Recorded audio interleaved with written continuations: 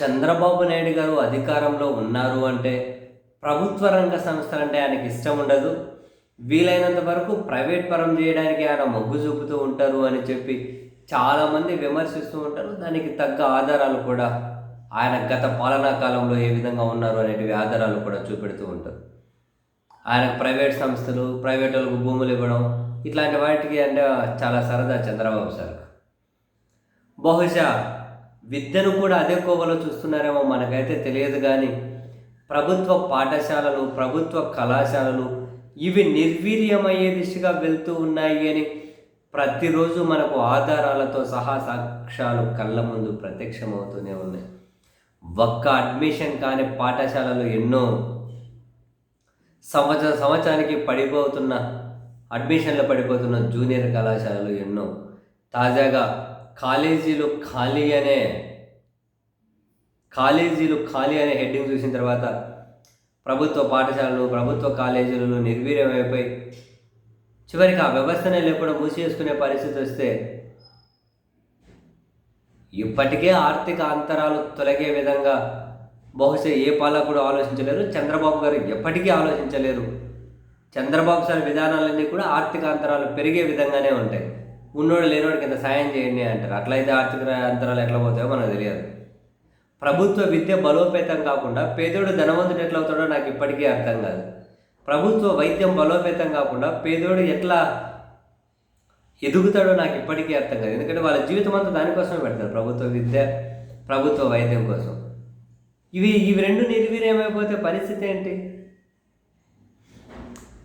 కాలేజీలు ఖాళీ అనే కథనం ఇంటర్మీడియట్లో సగం కూడా దాటని ప్రవేశాలట, ప్రభుత్వ కాలేజీల మొహమే చూడని విద్యార్థులట, రాష్ట్రంలోని 475 కాలేజీల్లో సగం పైగా సీట్లు ఖాళీ అట, పిల్లల సంఖ్య డబుల్ డిజిట్ కూడా దాటని కళాశాలలు 200 పైనేనట. ఒరిని పాసుగల పిల్లల సంఖ్య డబుల్ డిజిట్ కూడా దాటని కళాశాలలు 200 పైనేనట.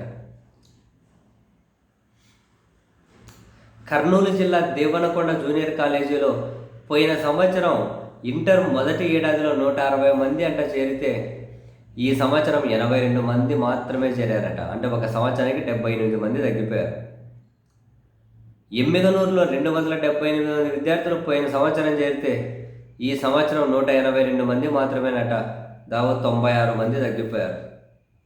కర్నూలు జిల్లాలో 16 కాలేజీల్లోనూ సేమ్ పరిస్థితి అట. అసలు పిల్లల సంఖ్య 2 అంకెలు దాటని కాలేజీలు 200కు పైగా ఉన్నాయంటే ఇంటర్ ప్రభుత్వ కాలేజీల దుస్థితి ఏందో ఒకసారి చూడండి. 2024-25 విద్యా సంవత్సరంలో ఇంటర్మీడియట్ మొదటి సంవత్సరంలో 70,677 మంది విద్యార్థులు అడ్మిషన్లు తీసుకుంటే 25-26 వచ్చేసరికి అందులో 3వ వంతు కూడా చేరలేదట. సర్కార్ వైఫల్యం కాదా? రకరకాల కారణాలట. విద్యా సంబంధమైన మార్పులు చేసేటప్పుడు ఆ రంగంలోని నిపుణులతో కమిటీలు వేసి సాధ్యాసాధ్యాలను పరిశీలించి నిర్ణయాలు తీసుకోవాలి. కానీ ఇంటర్ విద్యలో కార్పొరేట్ విద్యా సంస్థలను ప్రోత్సహించే విధంగా సర్కార్ నిర్ణయాలు తీసుకుంటుందని, విద్యార్థులు ఉన్న చోట నియమించాల్సిన లెక్చరర్లను అడ్మిషన్లు లేని చోట నియమిస్తున్నారట. విద్యార్థులు ఉన్న చోట లెక్చరర్ లేరట, లేని చోట నియమిస్తున్నారట.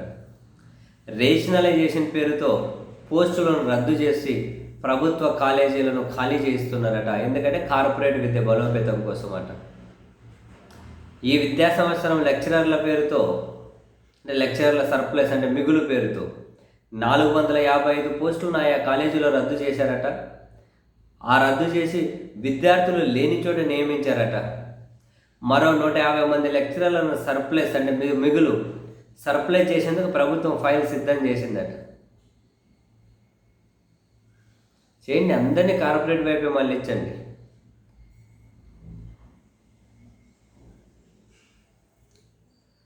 ముందు హైలైట్ ఏంటంటే చూడండి, రాజకీయ నాయకులు, ఉన్నతాధికారుల సన్నిహితులకు మేలు చేసేందుకని కార్పొరేట్ కాలేజీలకు లాభం చేసే విధంగా నిబంధనలే మార్చేశారట. ఫర్ ఎగ్జాంపుల్, నెల్లూరులో ఒక ప్రభుత్వ జూనియర్ కాలేజీలో 200 మంది విద్యార్థులు ఉన్నారట. అత్యధిక మంది గ్రామీణ విద్యార్థులేనట. ప్రభుత్వం ఇక్కడ రెండో భాషగా తెలుగు కొనసాగిస్తుందట. కానీ ఈ ఏడాది ఒక ఉన్నతాధికారికి సన్నిహితులైన హిందీ కాంట్రాక్ట్ లెక్చరర్ బదిలీ కాకుండా ఉండేందుకు తెలుగు భాష స్థానంలో ద్వితీయ భాషగా హిందీని చేర్చి ఆమెకు అక్కడే పోస్టింగ్ ఇచ్చారట. ఓరోరోరే ఓ ఏందిరా నాయనా. ఒక ఉన్నతాధికారికి ఆమె బాగా సన్నిహితురాలట. ఆమె బదిలీ కాకుండా ఉండాలంటే అక్కడ రెండో భాషగా తెలుగుని తీసేసి హిందీని చేర్చారట. ఏందిరా కర్మ. సో హిందీ ఇష్టం లేని వాళ్ళు ఏమంటారు, ఇంకా ఆడ చేరారు కదా, అప్పులు చేసినా ప్రైవేట్ కాలేజీలకు పోతారు. సో అందుకే అధికారులు ఎంత ప్రయత్నం చేసినా 40 మంది ఏమంటారు, ఈసారి అడ్మిషన్ 40,000 కూడా దాటలేదట.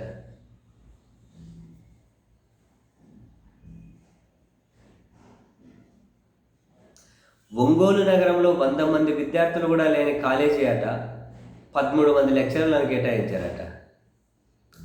వైఎస్ఆర్ కడప జిల్లా లింగాల ప్రభుత్వ జూనియర్ కాలేజీ బైపీసీ గ్రూప్లో 17 మంది విద్యార్థులుంటే ఇక్కడున్న జువాలజీ లెక్చరర్ను 6 విద్యార్థులున్న ప్రొద్దుటూరు కాలేజీకి బదిలీ చేశారట. ఎక్కడ ఎక్కువ మంది విద్యార్థులుంటే అక్కడ లెక్చరర్లను నియమించాల్సింది పోయి కేవలం 6 మంది బైపీసీ విద్యార్థులున్న కాలేజీకి మార్చారట. నెల్లూరు జిల్లాలో 11 పోస్టులను రేషనలైజేషన్ ద్వారా తీసేసినారట. నెల్లూరులోని 700 మంది విద్యార్థులున్న కేఏసీ ప్రభుత్వ జూనియర్ కాలేజీల్లో 9 పోస్టులు రద్దే చేశారట. నెల్లూరు డీకే కాలేజీలో 300 మంది కామర్స్ విద్యార్థులుంటే ఆ 300 మందికి 2 కామర్స్ లెక్చరర్లు ఉన్నట, అందులో ఒకరిని తీసేశారట. సింగరాయకొండలో 300 మంది విద్యార్థులుంటే అక్కడ ఇంగ్లీష్ లెక్చరర్ని పోస్ట్ రద్దు చేసినారట. కొండేపిలో అదే పరిస్థితి అట. చిత్తూరు పట్టణంలోని పీసీఆర్ కాలేజీలో హిస్టరీ విద్యార్థులు 150 మందికి గతంలో 2 లెక్చరర్లు ఉంటే ఇప్పుడు ఒకరిని లేపేశారట. పెనమాక కాలేజీలో మొత్తం విద్యార్థులు 50 మందే ఉంటే ఇక్కడ అందరూ తెలుగు మీడియం విద్యార్థులేనట, అక్కడ 2 ఉర్దూ లెక్చరర్లను వేశారట. ఏందయ్యా కామెడీలు. అంతా దేనికోసం ఇదంతా? ప్రైవేట్ కాలేజీలను ప్రోత్సహించడం కోసం. డైరెక్ట్ మూసేస్తే బాగోదు కదా. అందుకని చెప్పి ఈ విధంగా చేస్తూ ఉన్నట్టున్నారు. ప్రైవేట్ విద్య మీద కూడా పాలకులకు మొహం వాచిపోతే ప్రైవేట్ విద్యను కూడా నిర్వీర్యం చేసే దిశగా పాలకుల నిర్ణయాలు ఉంటే ఎంత దారుణం ఉంటుంది తెలుసా సమాజం పరిస్థితి రాబోయే రోజుల్లో. అనుభవించండి.